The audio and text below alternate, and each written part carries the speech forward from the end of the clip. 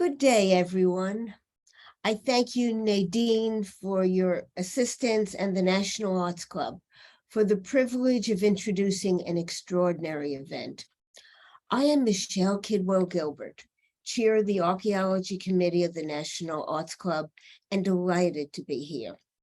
Today's talk was initially anticipated to be offered in person, but due to illness, it is now being presented virtually. I would like to tell everyone about our lecturer, Douglas A. Tilden. No, not that he is an expert in all shipping matters and participates in archaeological projects whenever possible. I wish to speak about more personal relations and express my deep appreciation to him publicly. We were introduced at an Archaeological Institute of America gala by Teresa Keller, who was then its executive director and has since become Doug's wife. I previously confided in Teresa my desire to instruct exceptional high school students about shared humanity through archaeology. Often when Doug and I subsequently met, such as at the AIA annual meeting in Philadelphia, he inquired as to how the educational initiative, as it was then called, was proceeding, and if I required funding or additional funding. I always said yes. Shortly after the pandemic began, the National Arts Club commenced putting events online prior to returning to live presentations. Not wishing to involve young people in anything which might contribute to their ill health, I thought it preferable to utilize Doug's contributions to broadcast our fascinating programs to the international audience the Arts Club attracts. I asked him if I might use his funds for recording in-person lectures, to which he graciously assented. Doug has been of financial assistance as well whenever a member of the international community presents at our annual International Archaeology Day celebrations, by allowing us to host dinners in honor of that ambassador or consul general with other diplomats in attendance.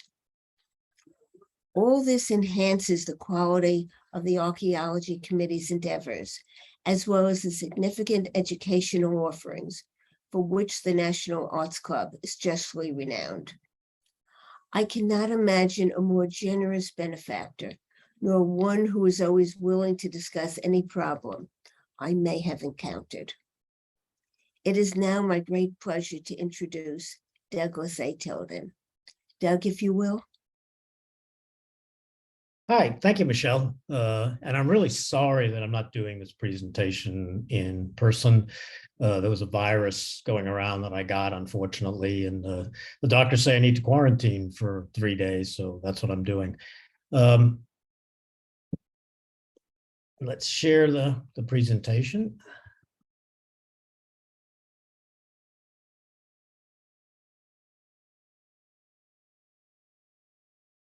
So this is a tale of two pyramids. It's also a tale of two themes. The first is a personal journey, and that is finding things to do in retirement. I think I don't need to tell any member of the National Arts Club about finding things to do for those of you who are in retirement, but perhaps you know people that are struggling with, what do I do when I retire? I certainly know a lot of people that just have no idea what they're going to do in retirement. My theory is find things that you're passionate about, pursue them, and serendipity is going to find a way to make some of them come true. Some of them won't, and some of them will. That certainly was my experience. The second theme is my observations and experience from more than a decade of working at Maya sites in Belize and doing research. The two pyramids that I'm talking about, one in Egypt and one in Belize, sort of bookmark my personal journey into archaeology. They're separated by 7,600 miles and 2,000 years, but there are some interesting similarities and interesting differences between the two pyramids. I'm sure that you all want to know the burning question is, am I related to Samuel Tilden? And yes, I am. The lineage for both of us is very well established. We're both related to Elder Nathaniel Tilden, who arrived in Plymouth Colony on the ship the Hercules in 1641 with his family. He then, with his congregation, founded the town of Scituate, just north of Plymouth. And it appears in the second or third generation that part of the Tildens then moved to Connecticut and eventually to New York. My line of the family is still there in Scituate and Plymouth, and my great-grandfather moved from Scituate to Weymouth, where I was born. So we do share a common lineage. I was a shipping executive, as Michelle said, I had more than 40 years in the industry. And my personal journey to archaeology came through the Archaeological Institute of America. As I said, I sort of had a list of things I wanted to get involved in if and when I retired. I retired rather suddenly as a result of a private equity takeover of our business. But I knew that I wanted to get involved in things. Actually, archaeology wasn't at the top of my list. What was on the top of my list, actually it still is working with childhood education, both internationally and in the US. But serendipity set in, as I said. When I did retire, I made a modest but noticeable contribution to the AIA. I'd been a member of the AIA for a long time, but not very active. I certainly read the magazine every time it came out cover to cover. But the donation brought the executive director, Teresa Keller, to my door. She, along with Brian Rose from the University of Pennsylvania, recruited me to the board of directors of the AIA, which I joined in early 2009. Of course, as Michelle talked about, Teresa got more than she bargained for. She not only got a board member, she got a husband out of the deal. But when I joined the board, I started interacting with archaeologists. That brought me in 2009 to an AIA-sponsored small group trip to Egypt with an archaeologist named Steve Harvey. Steve had spent his career working in Abydos. It's just north of Luxor. If you ever go on a trip to Egypt, I would strongly recommend you go there. It's not the most tourist-friendly site in Egypt. It's sprawling. It doesn't have some of the amenities of some of the other major sites. I know the AIA and RC, the American Research Center in Egypt, do have tours that include Abydos.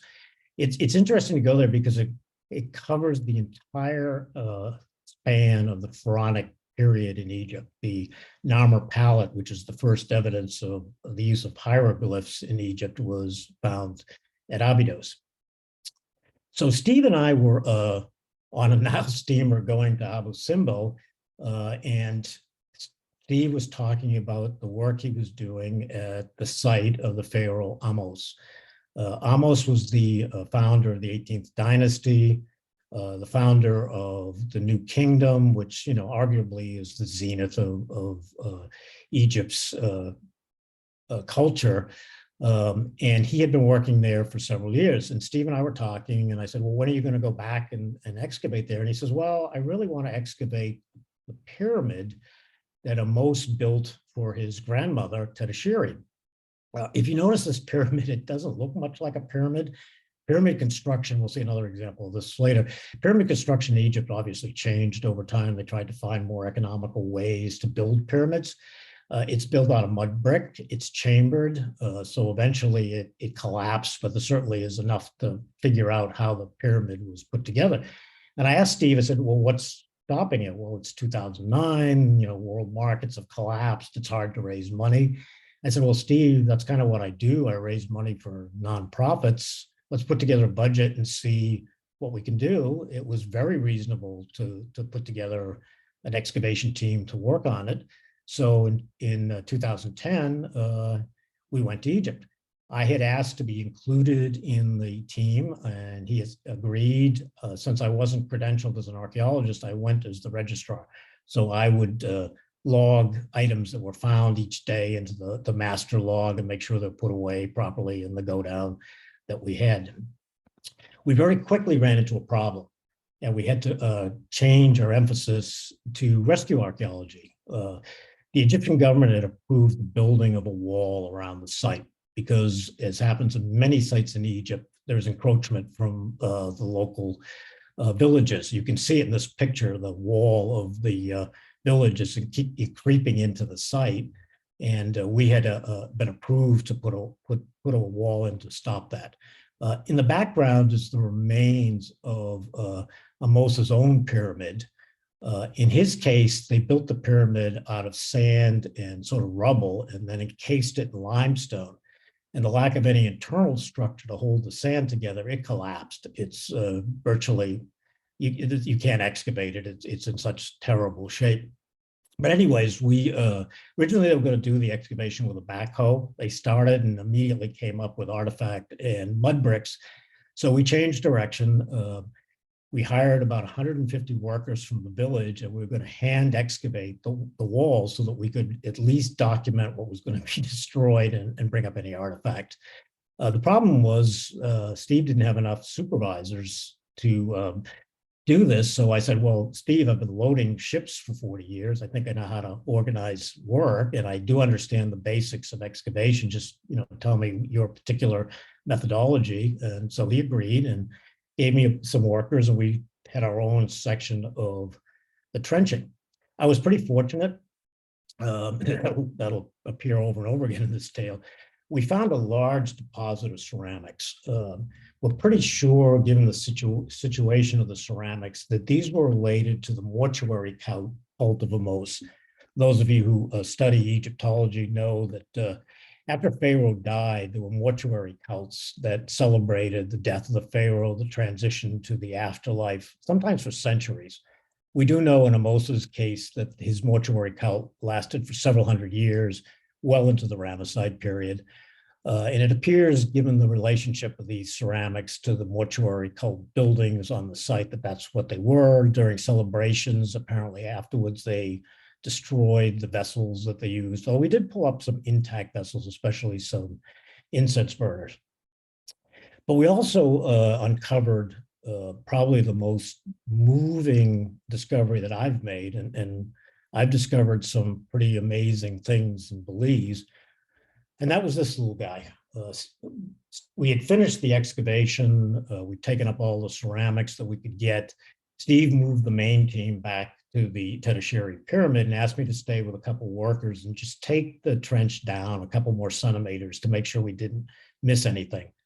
And as I'm there with a brush, I'm brushing down, and these two little feet appear from the sand. We know that this baby was actually underneath the ceramics, so the dating of the ceramics is pretty secure. We know that this baby had been there for 3,500 years. It's just so dry in Egypt that, his clothing was still there. You can see the hands are intact, the feet are intact. Then we had a discussion about what do we do with the baby? Do we give it to the government for analysis?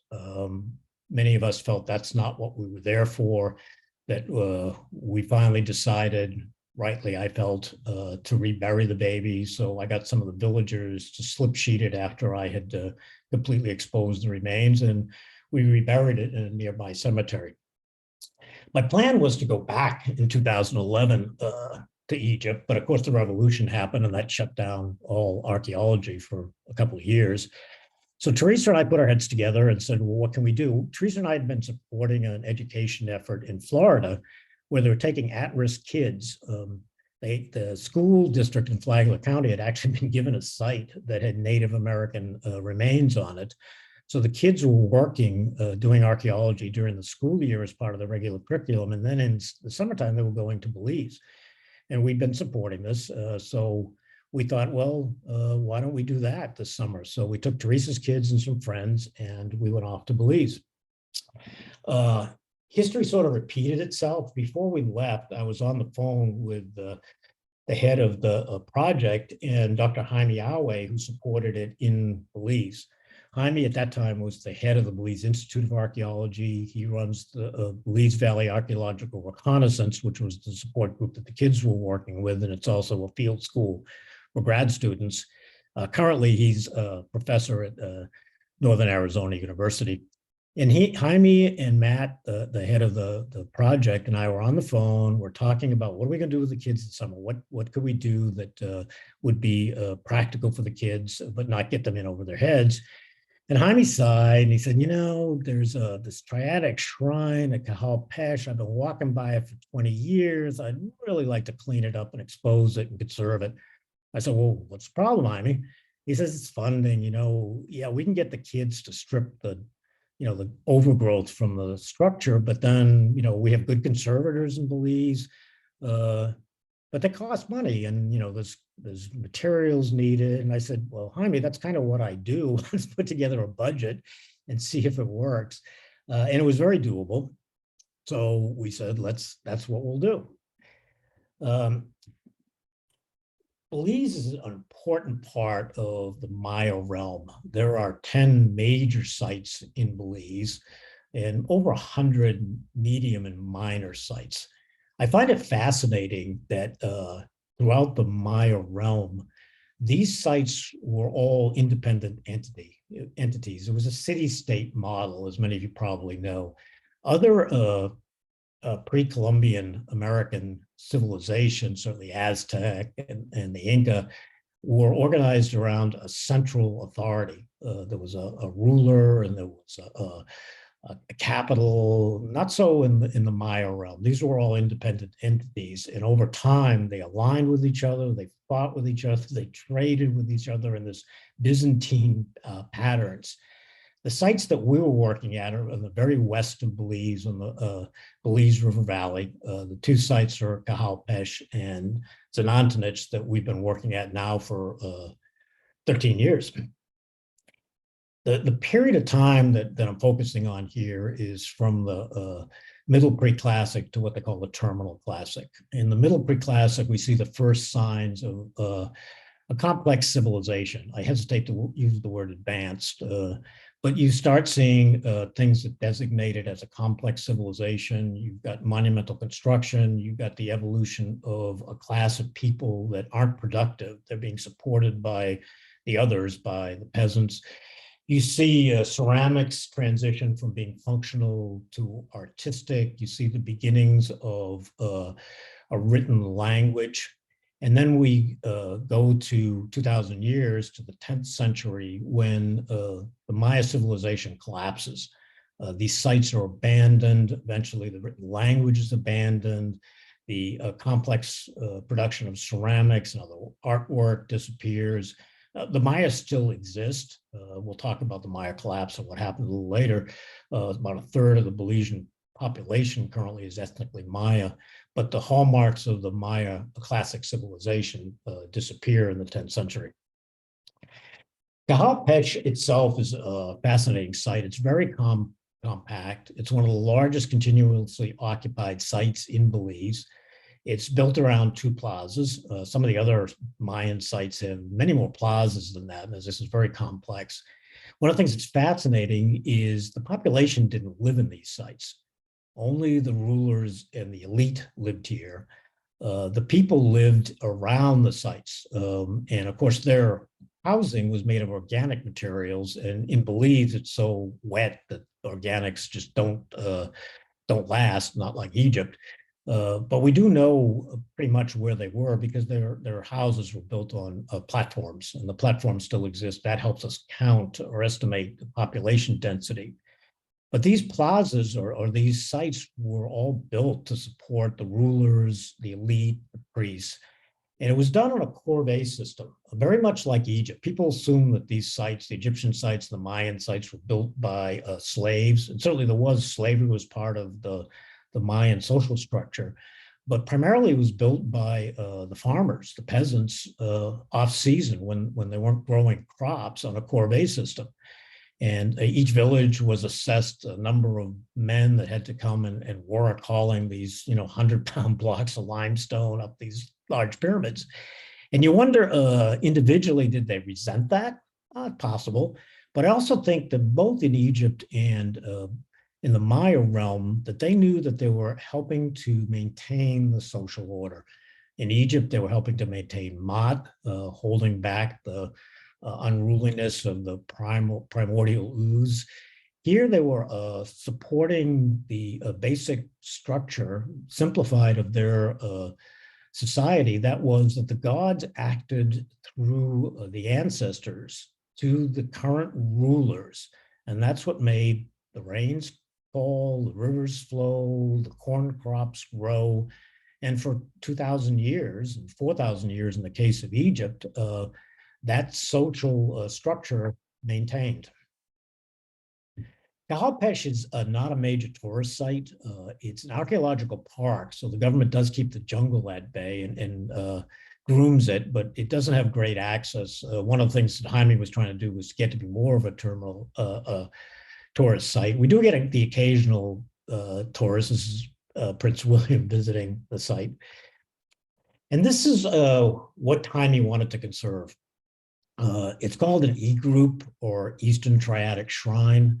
As I said, the government keeps the jungle at bay. Some of the sites are just totally overgrown with jungle, but they don't. They hadn't conserved this particular E-group. E-groups are kind of fascinating. You'd be hard pressed to find a Mayan site, particularly in this area, that doesn't have an E-group. So the E-groups are groups of 3 pyramids, usually almost always a large pyramid in the center. They obviously are on the eastern side of the plaza. There's usually a large plaza in front of them. We believe that initially they were actually astronomical, that there would be a building on the western side of the plaza that you could sight through the apex of the large pyramid, and they were tracking the movement of the sun, like solstices.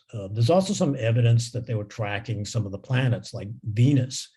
But it does appear that fairly quickly, the Eastern Triadic shrines transitioned to more ceremonial purposes, that celebrating calendar events, which is very important to the Maya, transitions of leadership were done on these plazas. Often there's platforms on them.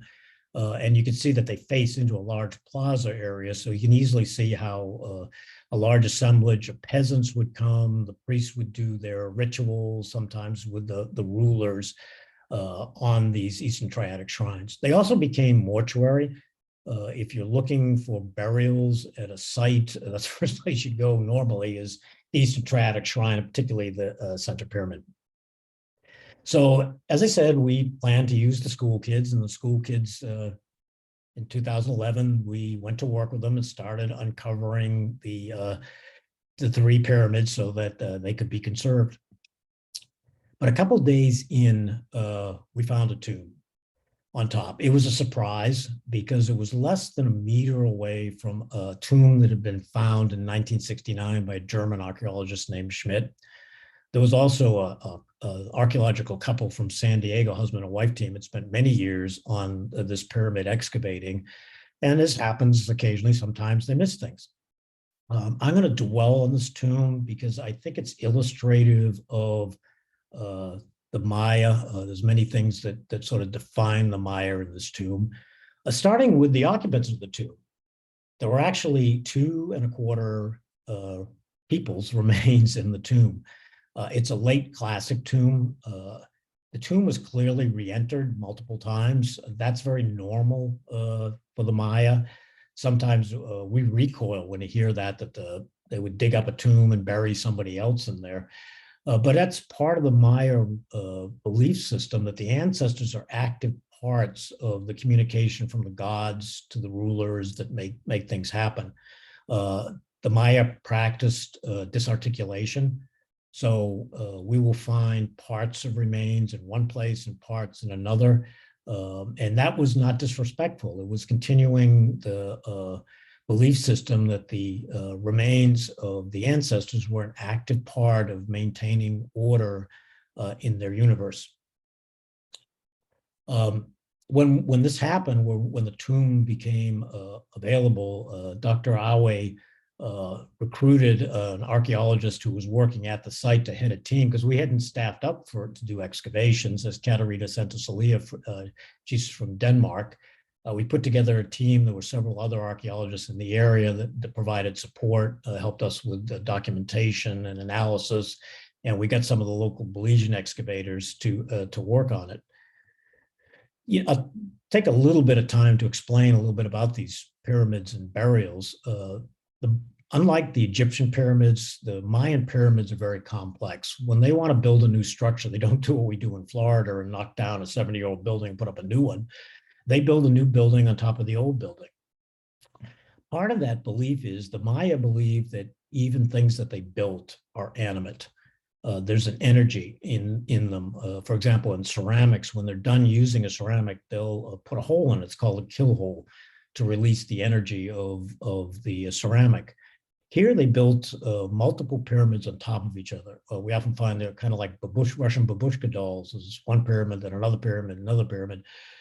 Clearly the major pyramid construction marked the change in a ruler's reign. So a very secure ruler during a prosperous time would build a whole new pyramid on top of the earlier pyramid. In other times when maybe it wasn't as prosperous, the ruler wasn't secure, to mark his reign, they would make modifications to existing structures. In this case, there are 5 pyramids stacked on top of each other, going back almost to the earliest days of the occupancy of Kahal-Pesh.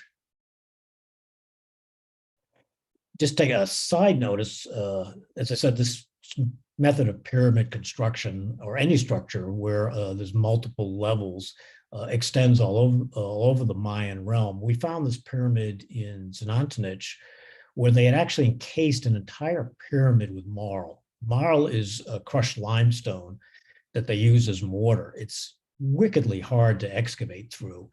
And we were puzzled by it. We had never seen something like this before, but that whole pyramid apparently had some significance to the Maya that they wanted to permanently encase it. 2 years later, we think we found the reason. I'm not sure we'll get to it in this speech. Maybe I could do a later speech on that. But it's just fascinating the way these structures unfold. There's one structure in Kahal-Pesh that's 17 levels of construction. The tomb, as I said, was very important, and it's illustrative of the Maya. It was an artifact-rich tomb. So these are 2 jade pieces that we found fairly quickly. Their pectorals, they were on the chest of one of the people in the tomb. They're very finely worked jade. Jade's very hard to work, and they were hollowed out inside. Given the time frame and the fact that currently we use diamond tip drills to make a piece like this, it's amazing the craftsmanship of these pieces. I love jade, and I was just stunned by these. This is my favorite piece that came out of the tomb. This little guy became the sort of emblem of the excavation. And again, just the workmanship of this jade piece is incredible. I tried to pocket him, but I was quickly informed that the old thing about archaeologists, that one for the host country and one for the individual archaeologist, didn't prevail anymore, and I had to give them back.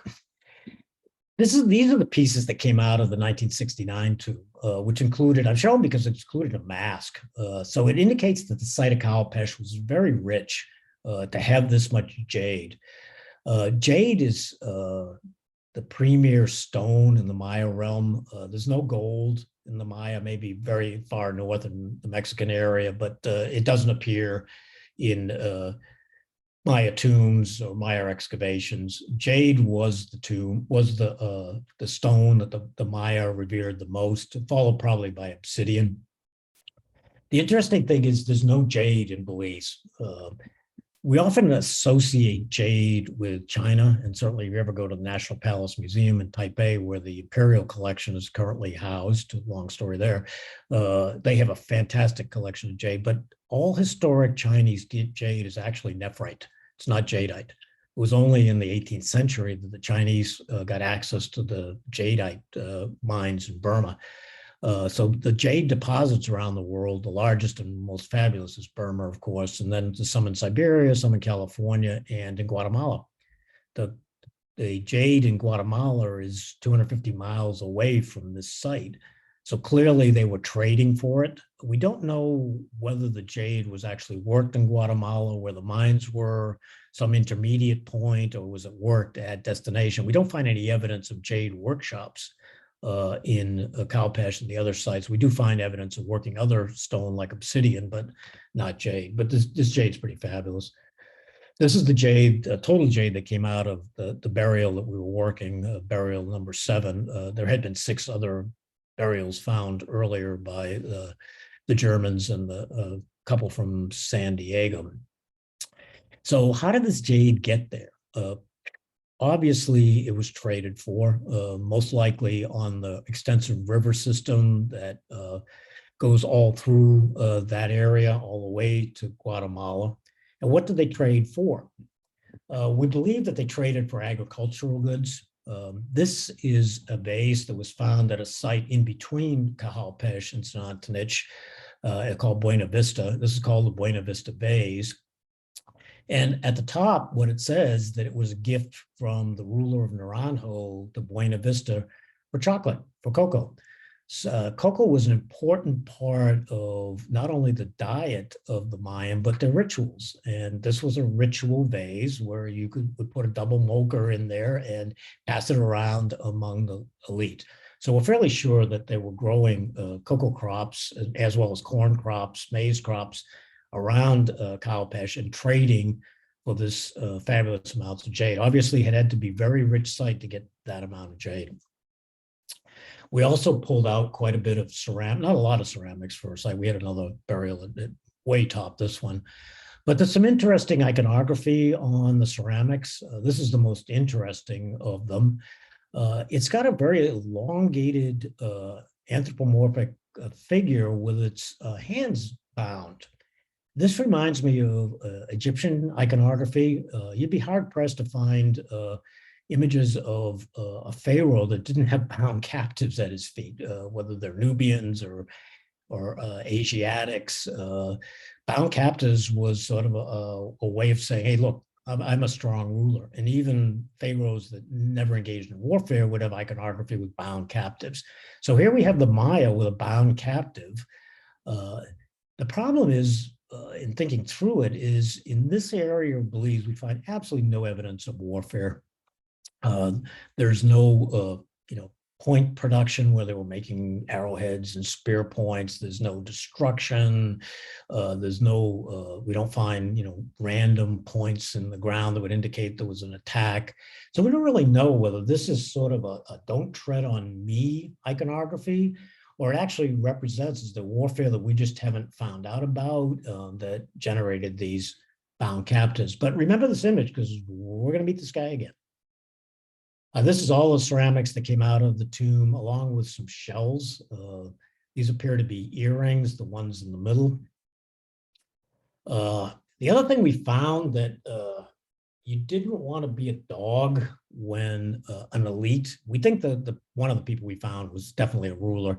When the ruler died, in the tomb were over 1,200 teeth that had been strung in some sort of elaborate necklace. Most of them were canine teeth, most of them were dog teeth, some jaguar teeth, but it certainly, there was a lot of dogs that had to give up their teeth to make a 1,200 tooth necklace. This came out of the tomb. It's an ink pot. There's only a couple of them in existence in the Maya world, and we were thrilled to find this because we do find iconography that shows these ink pots in use. But to actually be able to find one was pretty incredible. This ink pot and several of the other artifacts made it into an exhibition that went around the U.S., Maya Hidden Worlds, a couple of years ago. The Met did an awesome exhibit on the Mayan gods recently, and claimed that it was the first major Mayan exhibit in 10 years. Well, they're not correct on that. This was a well attended exhibition that had a lot of the artifacts that we found in Cajalpesh, including this shell ink pot. So we found in the tomb a glyph ring. Glyphs are incredibly important in archaeology. Of course, in Egypt, there's a surfeit of glyphs. The Egyptians like to annotate everything they did. It's sometimes almost like cartoon balloons saying, this is what we're doing here. Any of you who've been in an Egyptian tomb know what I'm talking about, the hieroglyphs that are plentiful and help to explain what we're looking at. The Maya were a little more stingy with their glyphs. They appear, we'll talk about that in a second, they appear in limited contexts. The other thing that's fascinating about their written language is they developed a very complex written language, and that eventually died out when the Maya collapsed. And later civilizations in pre-Columbian Americas didn't reach that level of complex written language. Certainly Aztecs and the Incas had nowhere near the level of complexity of written language that the Maya did. So I'm always fascinated by how did that happen? How did they, above all civilizations, develop the most complex written language? This glyph contains the name. This is the ring of the name of the ruler and then an honorific title.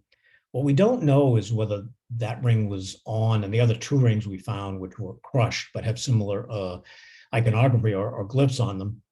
We don't know is that actually his ring, or is it a ring that he gave to someone else that was in the tomb?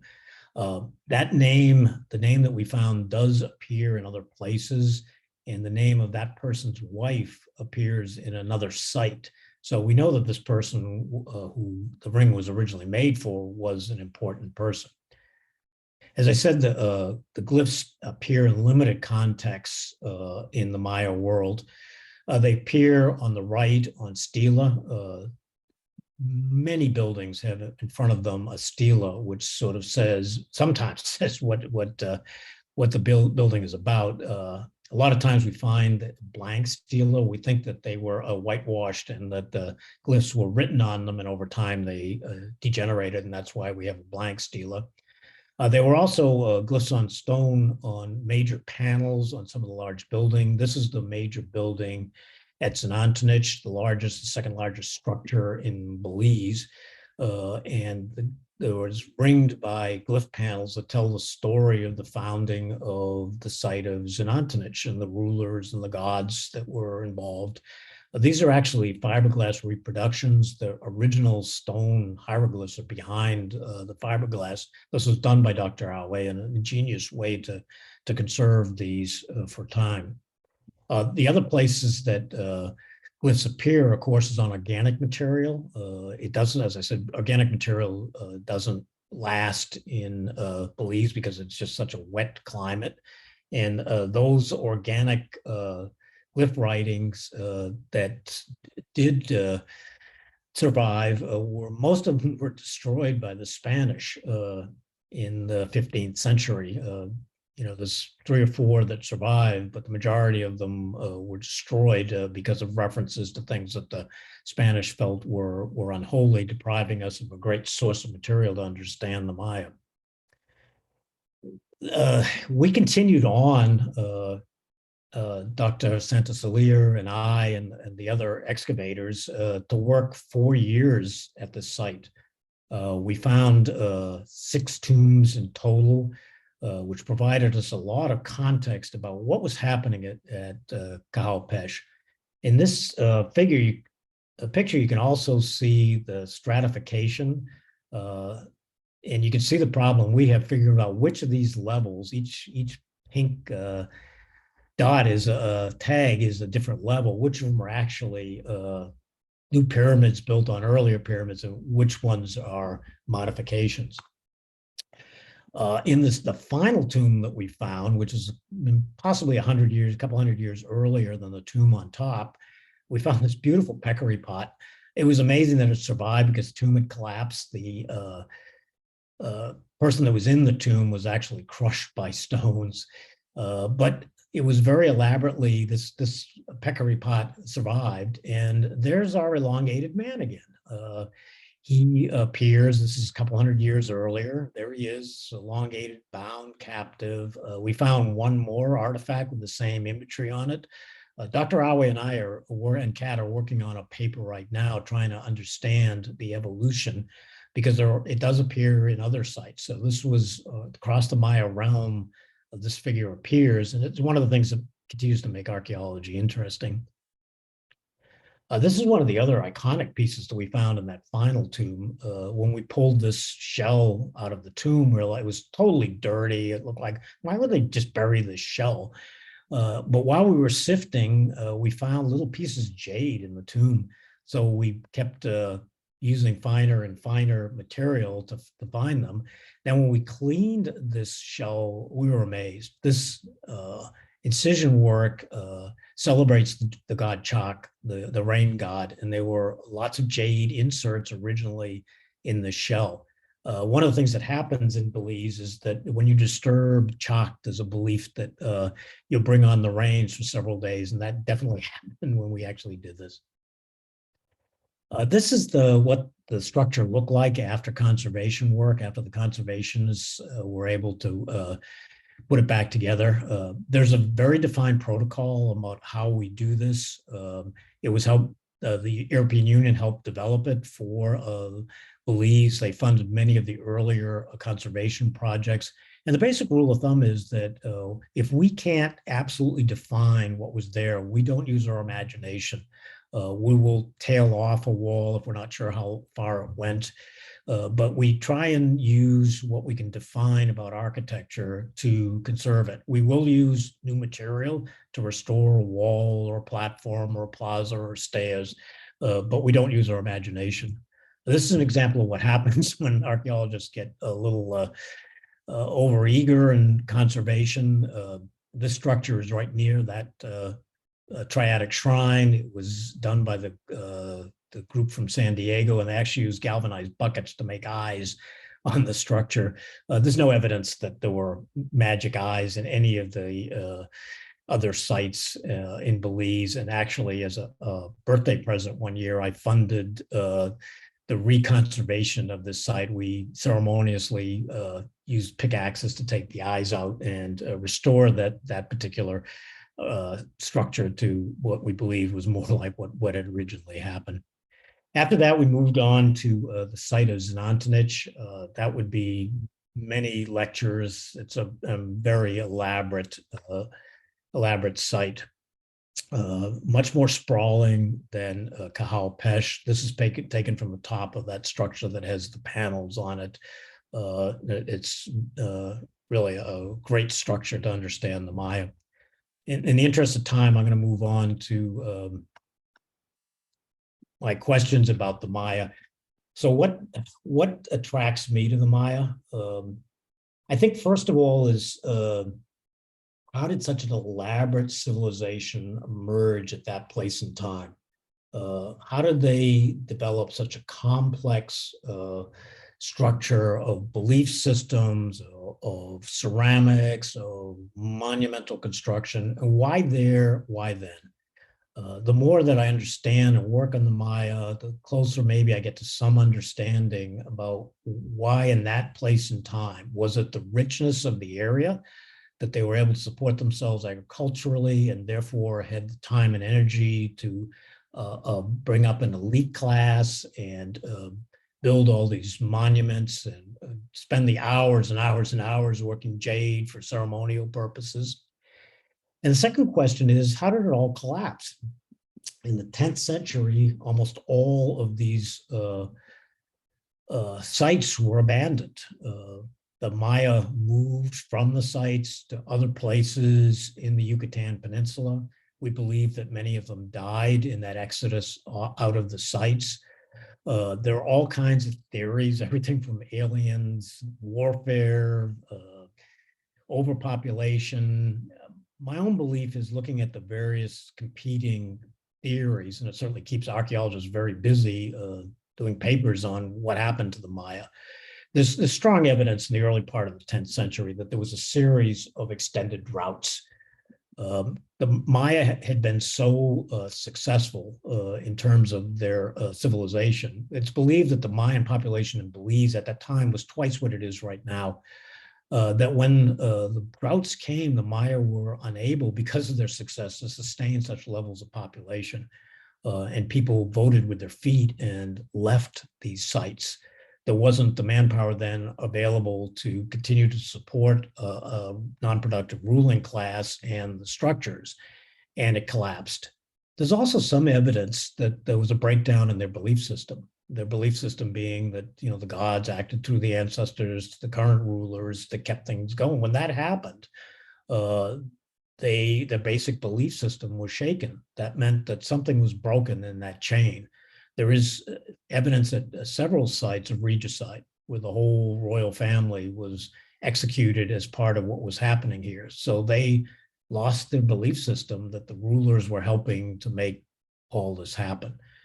The Maya did return to these sites, but the major construction and the making of elaborate ceramics and tools stopped. They did strip a lot of the major limestone off some of the buildings and made impromptu buildings. We certainly see a lot of that at Zanantanich, but it really brought the end to the Maya civilization in dramatic fashion. And the collapse was more sudden than many of the other civilizations that exist around the world. And I really want to thank the National Arts Club, Michelle, and the Archaeology Committee for this opportunity to share my journey into archaeology and to share some of my thoughts on the amazing and complex civilization of the Maya. Thank you very much.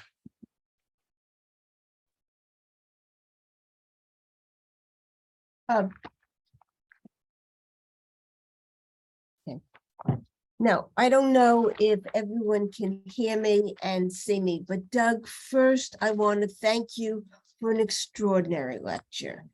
It was absolutely brilliant. You're an inspirational speaker as well for people to say, what do I do with my remaining years? Well, you have filled it and added to the knowledge of the world, which is very important. And your generosity is apparent, not just to me and the club, but to so many different endeavors: Egypt, South America, Central America, Belize, colonial, education of at-risk students. And I want to begin with that, if I may, and segue into something so everyone will know. The Archaeology Committee, I'm not sure the proper terminology, but we gave our first gold medal. It was really the gold medal from the National Arts Club, of course, to Archaeology Magazine. And you mentioned the magazine. That's how I met Teresa.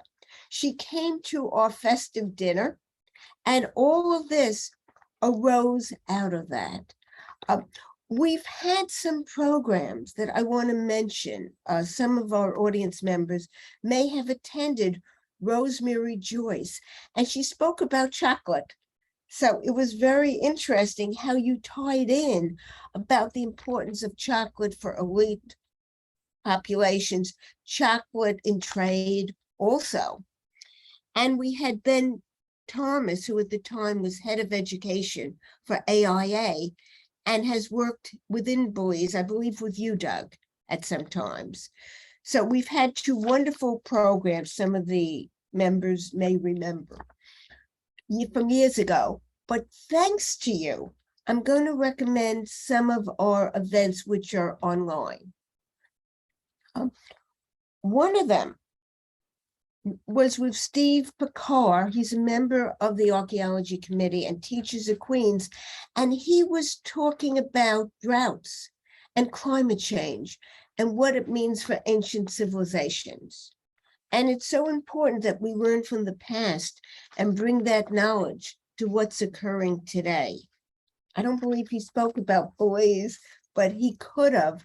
And to me, it was fascinating how you brought up the issue of droughts. I'm assuming there are no remains showing pandemics that occurred at that point, although some certainly could have been brought forth by the drought itself. and the lack of sanitation, drinking water, bathing waters, the proper growing of crops. We had the issue of droughts, though, coming in to a program which is online also by Betsy Bryan, who is the president of ARCE, which Doug mentioned. And she spoke about Hatshepsut and how certain of the temples were constructed near lakes that no longer exist. So this consideration of droughts is very important. I also want the audience to know that when Doug was talking about the group from Flagler County that he brought to Belize, the Educational Initiative was involved with both Hunter College High and the AP and International Baccalaureate students from Washington Irving High School. And Doug offered for the students both to be in communication with the ones working in Belize and generously to attend a program in Sri Lanka where the UN was arranging for young people to gather together. And Sri Lanka was the ambassador of first International Archaeology Day. And Doug said, I'll pay for the students to go to Sri Lanka, which I didn't expect, and it was overwhelming. Unfortunately, it was New York State Regents at the same time, which prohibited that from occurring. But know that this is much broader than just what we've heard. Another program which is online, you worked at Abydos, and that was a site that fascinated me because Abydos starts all the way back, the prehistoric time, through the beginning. You were involved of the New Kingdom, and even we had a program about Seti and Ramesses from Abydos. And I know Seti is one of the pharaohs that interests you the most. So I don't know if you want to say a few words about that. Well, I mean, when you were going there, I told you to go to Seti once too, because and I couldn't do it. They changed your itinerary. it's the most fabulous tomb. It's a great puzzle because there's a long chamber, and then there's a significantly long chamber that goes below the tomb. Zahi Hawass has worked it several times trying to figure out what's at the end of it. It's so deep that they can't get to the end of it, and so much debris, but the tomb itself is just fabulous. And I had waited 20 years to see it because it had been under conservation, and the Egyptian government was concerned about opening it. I think with the drop off in tourism, they finally decided to open it because it's an amazing, it's my favorite tomb in the Valley of the Kings. And eventually I think they're going to have to close it again. So I'd go back and visit it again tomorrow to get the visit in before that happens. Yes.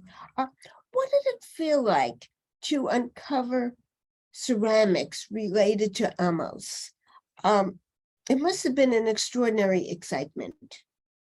Yeah, I always get, when I find something, I always get an excitement to hold something in my hand that somebody just like me worked on and made 3,500 years ago. We talk about archaeology as bringing us all together with a shared humanity. Yeah. For me, that's the axis. That's the point at which I really feel that. Obviously, I'm privileged to be able to do that. But it always, when I pick up a piece of ceramic that some person, some human like me worked on 3,500 years ago in honor of this pharaoh, just deeply touches me. And it never ends. That I never see these as just objects to pull out of the ground. There's an attachment to them. Yes.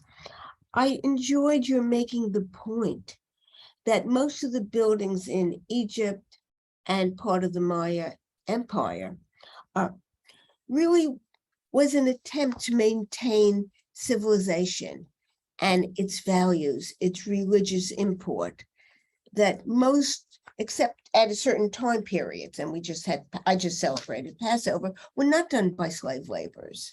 Were there some villages of workmen in Belize as you have in Egypt? No, there isn't the kind of permanent villages that support some of the construction like you see around the major pyramids in Egypt and in the Valley of the Kings. So, we believe that the labor came from the villagers that surround these core sites. And it was during the periods in which the crops were not being worked on that they were brought into the central plaza to work on these sites. I was glad to see your beautiful nephrite bracelet. I thought that was wonderful from tomb number 7. And I think of nephrite, to me, I may be incorrect, but it's more translucent often than jadeite. No, the other way around. It's the other way around. Thank you. Jadeite is at both of them, the Chinese have the same word for nephrite and jadeite, but nephrite is a different chemical and crystalline structure. It's usually less opaque than jadeite, and it doesn't come in the purer forms. I have a white jadeite Burmese jade necklace that dates back to the Ming Dynasty. I got it from the Chinese government, so it's certified for export. And that stone is the purest, I think, is the purest form. Yeah, it's just in the Maya world, it's only jadeite. I haven't seen any nephrite. That's very interesting. I don't know the development of our planet and what led to what in a given area. But that goes back to, of course, the program that we had on climate change and how important geology and how we treat the environment is at different times. I had one last question, and that is, you had the receptacle for the ink that was very beautiful itself. And I don't know, so I'm asking you this question. I know there are Maya texts that have come down to us. Are they written with only one type of ink? Were there many? Did you analyze what was inside to know specifically? Could it have changed over time periods? What do we learn about literature from this? Yeah, I mean, the inks themselves are made from natural materials. Actually, they did an analysis later of the material contents of each of the 3 chambers, so they know how it was made. And you're right, it did change over time.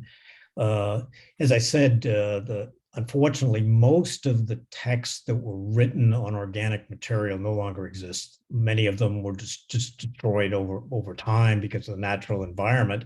And those that did survive, both pre-collapse and post-collapse documents, were destroyed in the 16th century by, was led by Delanda, who was a priest, Spanish priest, who gave us excellent chronicles of the Maya of that time, but was offended by their writing because it included things that were offensive to the Catholic Church. So other than, I think there are 4 codexes still in existence, the other codexes and writings were destroyed by the Spanish. That, of course, I'm mentioning our programs that you can watch that have been recorded because either it was during COVID or it's thanks to Doug's generosity. We had Jerry Milanish speak about the Spanish, primarily in Florida. And we also had a wonderful program of Larry Coben, which was recorded and presented live. And he spoke about Peru. And at the beginning, I mentioned some of the different civilizations that might come up. So we've gotten such a wonderful insight from you, Doug. And I thank you. It was a splendid lecture. And in the end, we've had a global audience who will be learning from you all about this extraordinary place, Belize, and how important the different issues are from it to our own times as well. And I think that's part of archaeology, that we do learn from the past. I want to mention our 2 remaining programs in the current series. On May 10th at 6:30 in the Grand Gallery, we have Jane Hickman speaking on Search of Lost Time, Gold Jewelry in Minoan Crete. And on June 22nd, also at 6:30 in the Grand Gallery, International Archaeology Day, which began with the Archaeological Institute of America. And we will be featuring, and are honored to do so, His Excellency Ambassador Evangelos C. Sakarias, the permanent representative from Greece to the United Nations. I thank our audience, and I sincerely thank you, Doug, for agreeing to segue to this fascinating talk. Well, thank you very much for the opportunity again to you, Michelle, and to the club and to the committee.